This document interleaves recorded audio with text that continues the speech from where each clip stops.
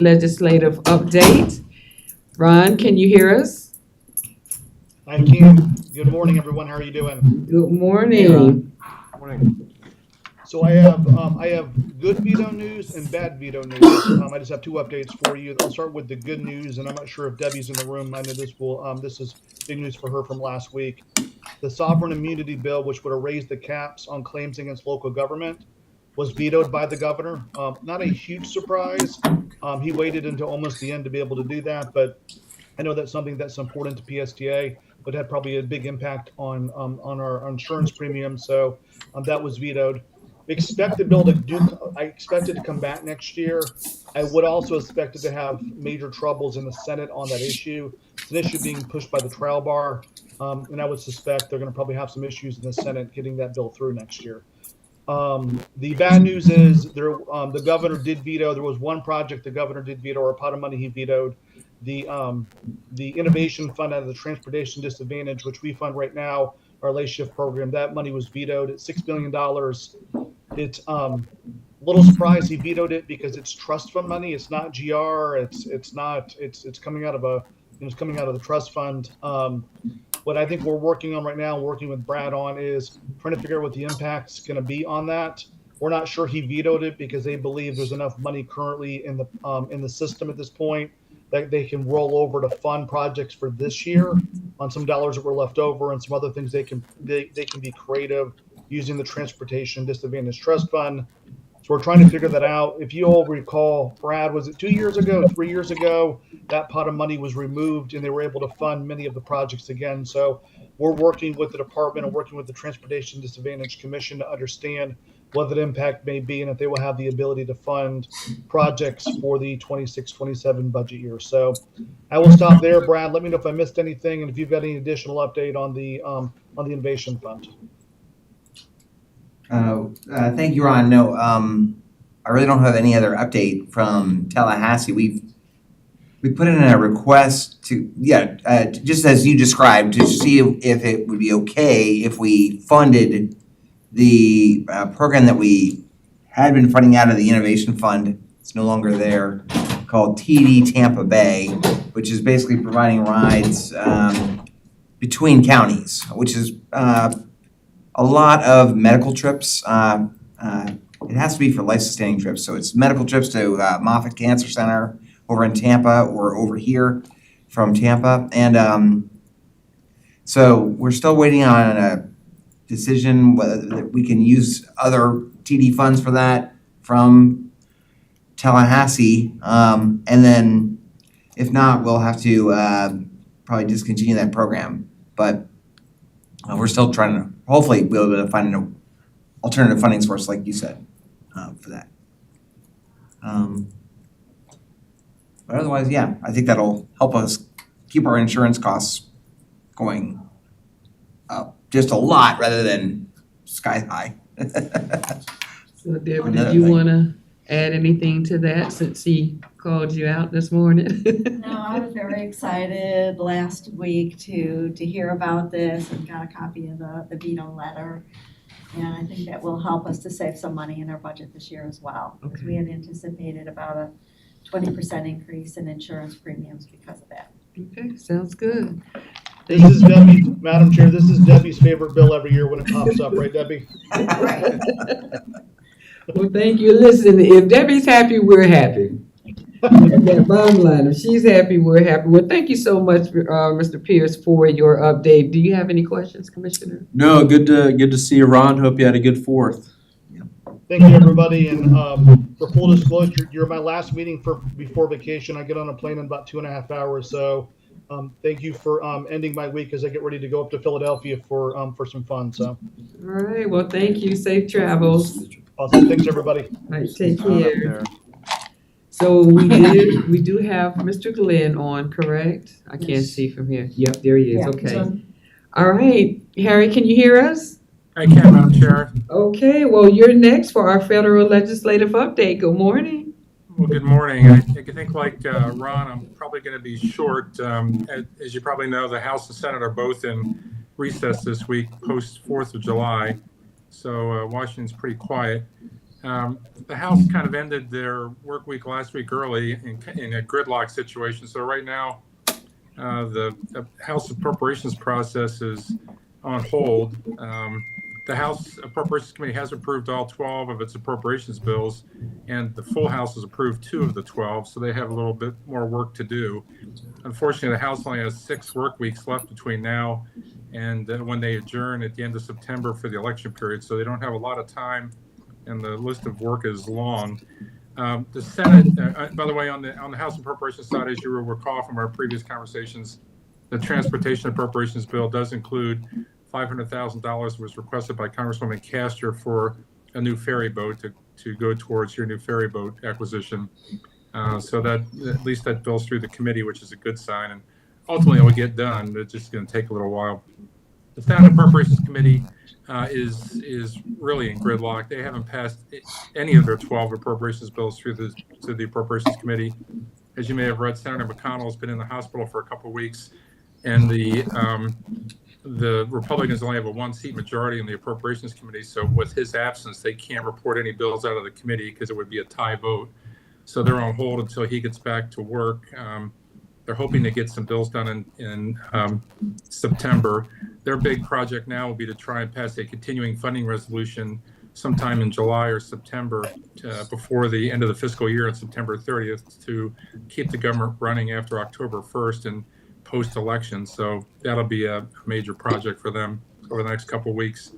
Brad, the highway 5-year highway authorization bill remains on hold. As you recall, that was reported out of the full Transportation Committee on a pretty good bipartisan vote, but they've been unable to bring it up in the House because there continue to be some issues, particularly related to new fees that the committee included for electric and hybrid vehicles to try and make up for lost gas tax revenue. There are a couple other issues that are holding it up, but I'm not sure if they're going to be able to get to that, Brad, in July or not. As you will recall, it does include language that PSTA and some of your other transit partners around the country have been working on to allow you to continue to partner with TNCs on the drug and alcohol testing issue. So the bill's on hold. I saw Congressman Rausser last week, Brad, before the recess, and thanked him again for his, you've met with him, and we thanked him for his support for that language in the bill. That's good. The only other issue, I guess, right now is there's conversation going on about another budget reconciliation bill, they call it 3.0, mainly to fund the cost of the activities in Iran, but also to supplement some other defense accounts. Brad, I see nothing in that bill that would in any way impact transit or PSTA. I saw a report last week that the Transportation Committee is not even going to have a chapter in that bill, so I don't see any problem or threat to your transit, to your services. So I know they'll try to look for some offsets to those funding increases in that bill, but they don't seem to be looking at anything on the transportation sector. So with that, I'm happy to answer any questions you might have. Anyone have any questions? I do have one. So regarding Senator McConnell, that seems to be something that they're waiting on. Do they have other options, God forbid, prohibiting him from returning? What does that look like for us? I don't think there are any, as long as he's, a serving member of the Senate, there's no proxy voting in the Senate, so they can't vote for him. So he can't record a vote either in committee or on the Senate floor until he comes back. So I saw reports yesterday that Senator Thune and Senator Barrasso, the Senate Republican leader and the Senate Republican whip, both spoke to him in the hospital for 20 or 25 minutes yesterday and said they had a good conversation. So it's unclear exactly when his return will be. Okay, yeah, and I saw that, and I guess my question would be, would the I think you said 12 appropriations that they're waiting on, would they just be on hold indefinitely? They will. Oh, Yep. Okay. All right. That was just. But this has happened before, where the Senate has not reported out any bills, and then they end up going to conference with the House on the House approved bills, at least the bills that came out of the committee, and eventually they work it out. But I think that's probably an issue mainly for post-election November, December time period. That Okay. the real pressure now will be to to pass some kind of a funding resolution to keep the government open until the middle of November.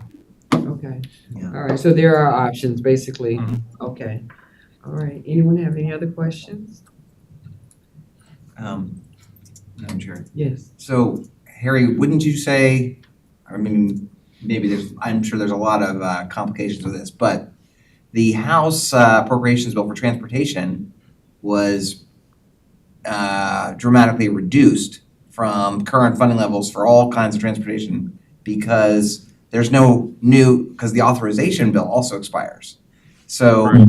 do you have any idea, if they don't get a new authorization bill, and they do a continuing resolution, do you have any idea what the funding levels might be? Or would it be static or?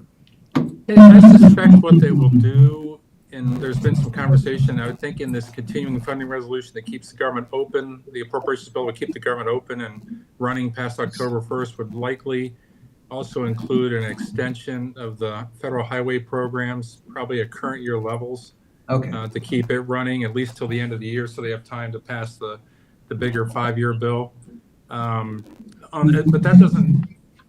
that will keep the trust funds flowing, and some of your money, Debbie, right, comes out of the trust fund, so that money shouldn't be impacted.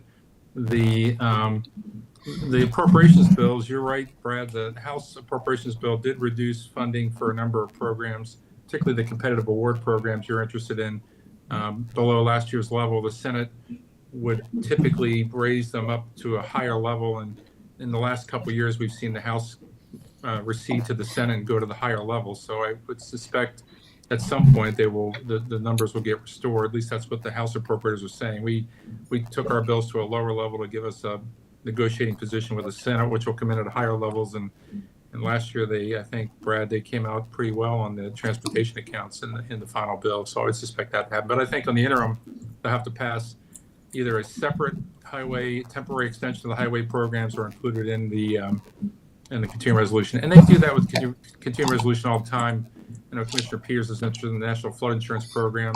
They continue to extend that in the continuing resolutions or the end of year spending bills. So they continue every year to continue that along so it doesn't lapse. So there are a number of authorities like that. They continue to make sure they don't stop functioning.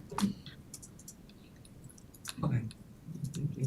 Commissioner Albritton, Commissioner Walker, or Commissioner Peters, since I can't see any hands raised, do you have any? No, Madam Chair, I do not. Okay. I don't either, thank you.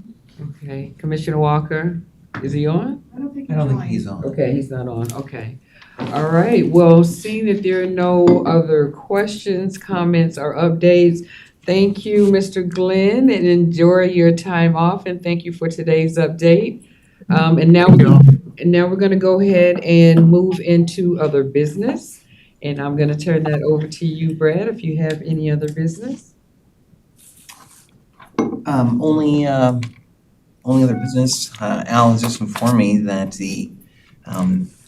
our current contract for our state lobbyist with RSA, I guess Juan's still there, is ending, and so we are doing a new RFP right now, and this afternoon is the pre-proposal conference. Is it virtual or is it in person here? It's gonna be both, and it's at 11:30, Oh, okay. board conference room. It's going out for bid instead of just like a renewal with RSA. Well, yeah, we have a 5-year contract with RSA that's ending its 5th year, so we're gonna do a new RFP. Couldn't we just bring a 5-year contract back if you think RSA is doing a good job? Does it have to go out for bid? Well, they're hopefully, they're certainly welcome to put it in a bid again. Okay, because I just know at the county, our administrator just likes to bring us new contracts for 5 years without putting these things out for bid. So, save time and money perhaps, I don't know.